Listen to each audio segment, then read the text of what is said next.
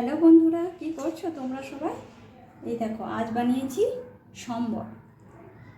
কিভাবে বানিয়েছি সেই পদ্ধতিটাই তোমাদের জন্য দেখাবো।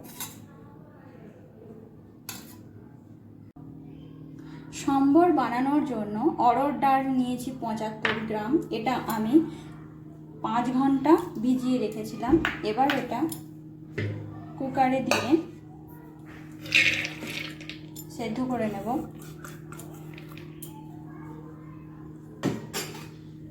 দিয়ে দিলাম 1 কাপ পরিমাণ জল।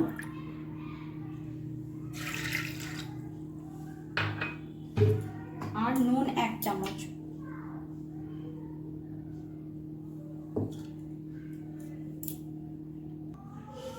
তিনটে সিটি দিয়ে ডালটা সেদ্ধ করে নিয়েছি।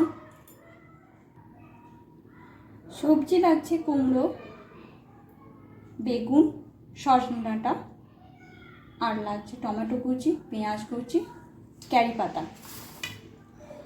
মশলা মেথি, কালো সর্ষে,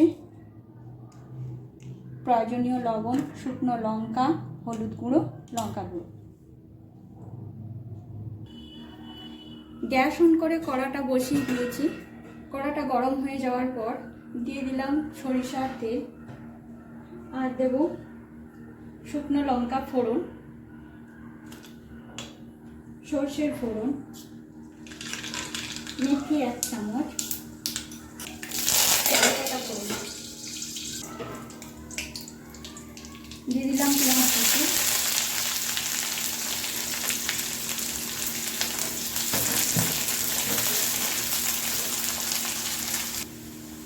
পেঁয়াজটা একটু লাল হয়ে যাওয়ার পর দিলাম টমেটো কুচি আর বাকি সমস্ত সবজি।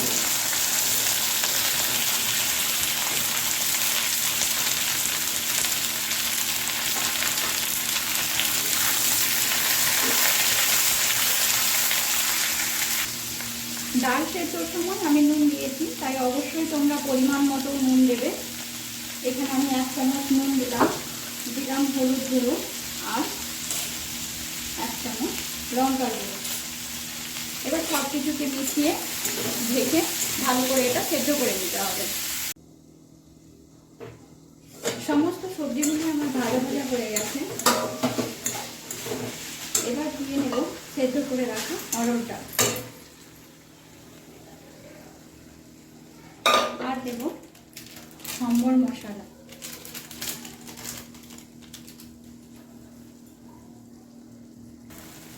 দিয়ে নেব পরিমাণ মতো জল।